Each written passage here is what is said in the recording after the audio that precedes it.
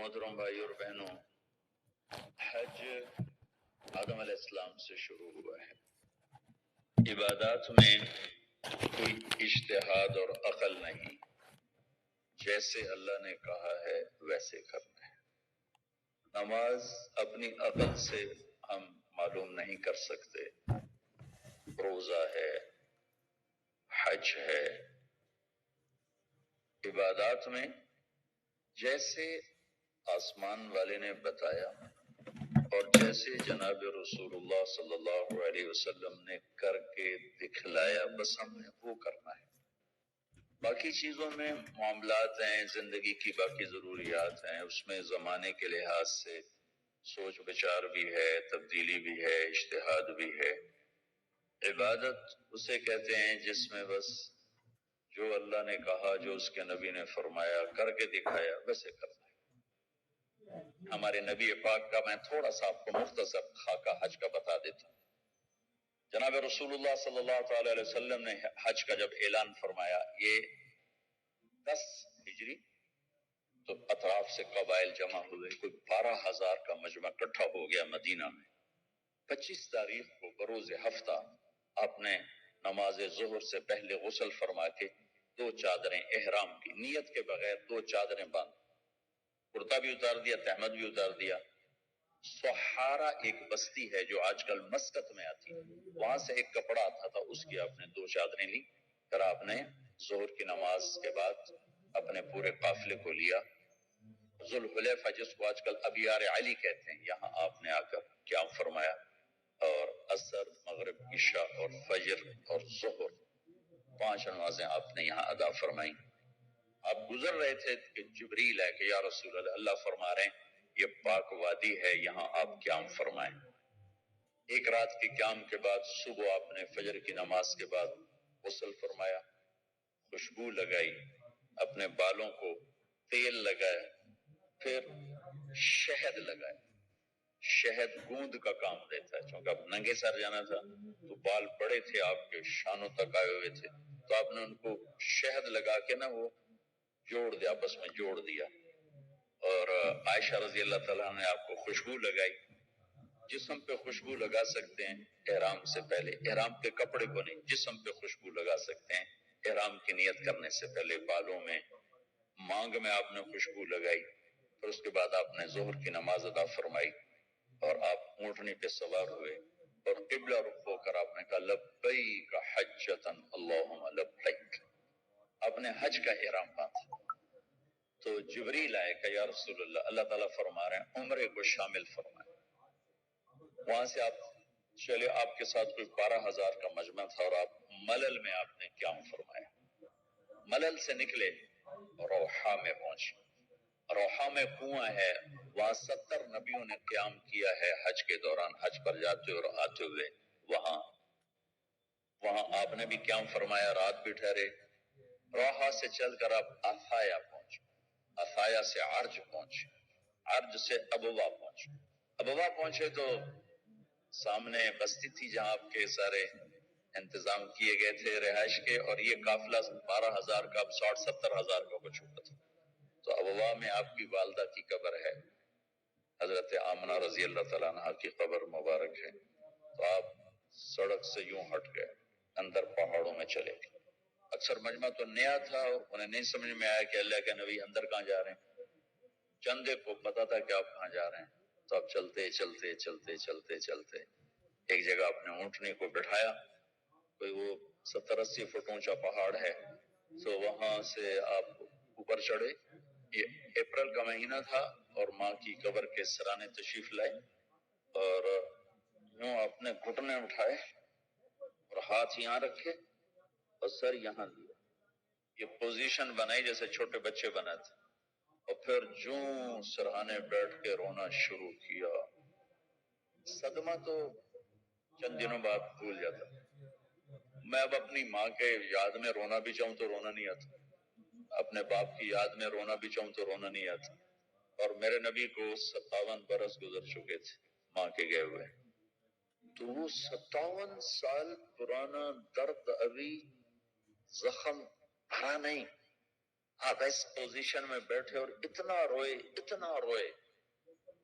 کہ سارا رواں آپ کا آنکھ بن کے رو رہا تھا، اور ساری داڑھی آپ کی آنسوں سے تر ہو گئی، اور آپ نے آگے جانے سے انکار کر دیا کہ میں آج رات اپنی ماں کے پاس ٹھہروں گا۔ آپ نے رات نہیں گزاری۔ کیا رات تھی! اب وہاں سے چلے تو آپ عصفان پہنچے۔ عصفان تھے تو آپ نے کہا ابوبکر یہ کون سی جگہ ہے؟ کہا جو عصفان۔ کہا میں دیکھ رہا ہوں ہود اور صالح علیہ السلام گزر رہے ہیں اس وادی سے، لبیک کہتے ہوئے حج کو جا رہے ہیں۔ عصفان سے آپ مرہ زہران پہنچے، پھر وہاں سے آپ صرف پہنچے، پھر وہاں سے آپ تنعیم پہنچے۔ تنعیم میں آپ نے احرام کی چادروں کو تبدیل فرمایا، جو 2 چادریں مدینہ میں زیب تن فرمائی تھی، تنعیم اتار کر 2 نئی چادر اسی کپڑے کی۔ پھر مکہ کے ٹاپ سے آپ انٹر ہوئے اور پیر زی طوا کے کنویں پر آ کر آپ نے قیام فرمایا۔ یہ ہے اتوار کی رات، 25 کو چلے اور 4 کی رات کو، یہ مہینہ 29 کا تھا، تو 4 کی رات کو آپ مکے پہنچ گئے۔ اور اتوار کو صبح آپ نے غسل کیا، خالی پانی بہایا اور عمرہ کے لیے تشریف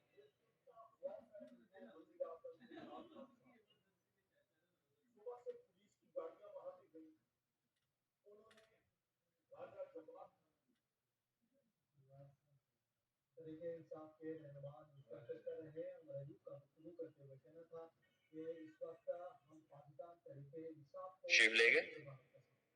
صفا مروہ کی طرف سے آپ پہنچے، بابو بنی شیبہ کے سامنے آپ نے اونٹنی کو بٹھایا تو بنو ہاشم خاندان کے بچے آ گئے، ان سب کو آپ ملے، کئیوں کو اونٹنی پہ بٹھا لیا، کئیوں کو پیار کیا، گلے لگایا، پھر ان سب سے ہو کر بابو بنی شیبہ، یہ بابو بنی عبد مناف تھا، آپ کے خاندان کا دروازہ تھا، اس سے آپ انٹر ہوئے، اور جب آپ فارغ ہوئے تو بابو بنی مخزوم سے آپ باہر نکلے۔ آپ نے جاتے ہی حجر اسود کا بوسہ لیا، پھر سجدہ کیا، پھر بوسہ لیا، پھر سجدہ کیا، پھر بوسہ لیا، پھر سجدہ کیا، پھر آپ رونے لگے، بہت روئے۔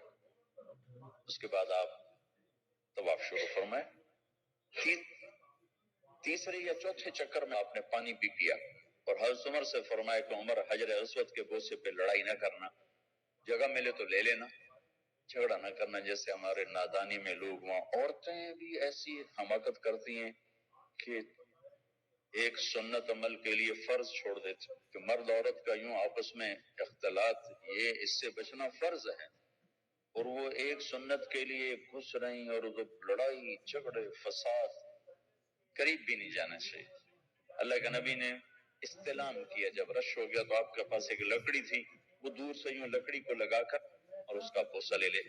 پہلا آپ نے بوسہ لیا، اس کے بعد رش ہو گیا، پھر آپ نے ہر دفعہ بوسہ ایک دفعہ بوسہ لیا، اس کے بعد آپ کے پاس ایک لکڑی تھی، اس لکڑی کو آپ یوں چھوتے تھے، حجر اسود کو، اور اس کا بوسہ لے لیتے تھے۔ بوسہ صرف ایک دفعہ، پھر جب آپ نے 2 نفل پڑھ لیے اور تشریف لے گئے صفا مروہ کے لیے تو پھر حجر اسود کا بوسہ لیا اور آپ نے جا کر صفا مروہ پہ 7 چکر پورے کیے۔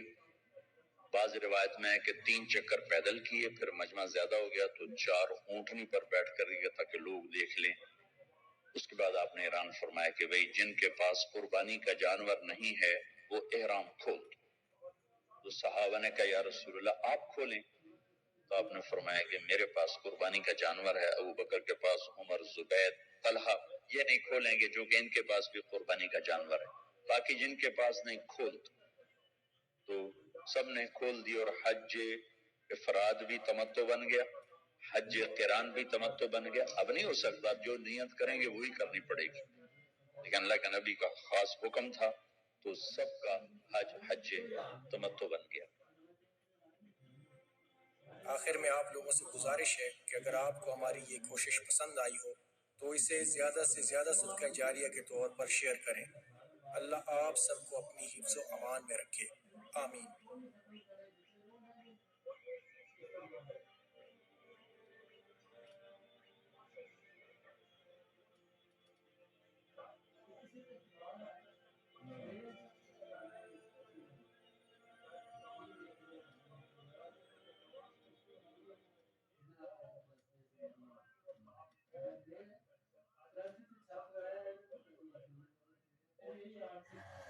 سب سے پہلے ہم احرام باندھیں گے کہ کس طریقے سے احرام باندھنا چاہیے. احرام باندھنے کے لیے میں نے اپنے ساتھ رکھا ہے، ایک تو یہ اظہار بند میں نے رکھا ہے اور دوسرا یہ بیلٹ میں نے رکھا ہے. یہ دونوں چیزیں یہاں پر رکھی ہیں. ان کو کس طریقے سے استعمال کرنا ہے میں آپ کو بتاتا ہوں اور کس وجہ سے استعمال کرنا ہے وہ بھی میں آپ کو بتاتا ہوں.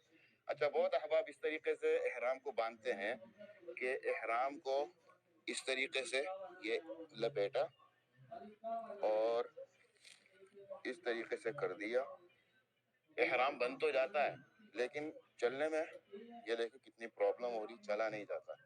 اور بہت لوگ اس طریقے سے نہیں بلکہ اس کو تھوڑا سا چینج کرتے ہیں، ٹانگے سے کھول کے پھر اس کو باندھتے ہیں. ایک تو نیچے سے احرام لٹکتا ہے، دیکھیں سامنے سے لٹک رہا ہے، اور دوسرا یہاں کی جو شیپ ہے وہ بھی صحیح نہیں رہتی. یہ فرق ہوتا ہے اور یہاں پر بھی آپ چل نہیں پاتے، پھر بھی آپ کو تنگی ہوتی چلنے میں. لیکن اگر آپ اس طریقے سے احرام باندھیں جس طریقے سے میں ابھی آپ کو دکھانے لگا ہوں، یہ جو چادر ہے چادر کو دونوں طرف سے پکڑنا ہے لیکن ایک ساتھ نہیں لگانا، اس طریقے سے لگانا ہے. جو لیفٹ ہینڈ والی ہے اس کو تھوڑا سا بڑا رکھنا ہے اور چادر کو آپ لے کے جائیں اپنے رائٹ ہینڈ کی طرف. یہاں سے آپ اس کو تھوڑا ٹائٹ کریں، لیفٹ ہینڈ کی طرف لائیں، یہاں سے پھر واپس موڑ دیں اور یہاں پر آپ آ جائیں اس طرف. یہاں پر آپ لا کے ہلکا سا اس کو لپیٹ دیں. یہ آپ کا احرام بند گیا اور آپ کو چلنے میں کوئی دقت نہیں ہوگی. میں بھی آپ کو دکھاتا ہوں. پھر اس کے بعد یہ اظہار بند آتا ہے. اظہار بند کو آپ باندھ دیں. کیوں میں آپ کو بتاتا ہوں. اظہار بند کو آپ اسی طریقے سے کیا کہتے ہیں لاسٹک باندھ لیں، اظہار بند باندھ لیں. یہ میں نے اظہار بند کو باندھ لیا اور میں نے اس کو یہاں پر لپیٹ دیا. پھر اس کے بعد احرام کو آپ پورا ایسے لپیٹ دیں. یہاں پر آپ دیکھیں گے اگر آپ پہاڑ بھی چڑھنا چاہیں گے نا، جبل رحمت اگر آپ چڑھنا چاہیں گے، جبل رحمت پہ بھی بڑی آسانی سے چڑھ جائیں گے. اس طریقے سے احرام کو باندھنے کا کو فائدہ کیا ہوگا یہ دیکھیں. یہاں سے اگر ہم دیکھیں یہاں سے بھی پردہ اور اس طرف سے اگر ہم دیکھیں تو اس طرف سے بھی پردہ. آپ کہیں سے بھی آپ کا جو نپردگی کا کوئی معاملہ نہیں ہوگا، ایسا کچھ نہیں ہوگا اور چلنے میں کوئی دقت نہیں ہوگی. اب آ جاتی ہے باری بیلٹ کی. یہ جو بیلٹ ہے یہ آپ کو کہیں بھی دھوکہ دے دے گا کیونکہ یہ بیلٹ ہوتا ہے پلاسٹک کا بنا ہوا، کہیں بھی ٹوٹ سکتا ہے. اور اگر آپ صرف اس بھروسے پہ ہوں گے تو آپ کہیں بھی پریشان ہو سکتے ہیں. تو بہتر ہے کہ آپ اس کے اوپر تکیہ نہ کریں. یہ جو بیلٹ ہم نے باندھ لی، دیکھیں میں نے بیلٹ باندھ لیا. بیلٹ باندھ کر آپ اس کے اندر اپنا موبائل رکھیں، کچھ بھی رکھیں، لیکن احرام کو اس سے کبھی بھی نہیں پکڑیں. یہ میرا مشورہ ہے. باقی چلتے ہیں مینا کی طرف اور مینا جا کے آپ کو دکھاتا ہوں کہ مینا کس طریقے سے جاتے ہیں، پھر پورا حج انشاءاللہ آپ کو دکھاتا ہے. السلام علیکم ورحمۃ اللہ وبرکاتہ. میں حافظ اللہ وکی. امید کرتا ہوں آپ سب خیریت سے ہوں گے. اس وقت یہ جو آپ گیٹ اپ دیکھ رہے ہیں میرا اور آفتاب بھائی. السلام علیکم، کیسے ہیں آپ سب؟ اچھا جی، یہ ہمارا جو گیٹ اپ ہے اس طریقے سے، اسی طریقے سے اور اسی ٹائم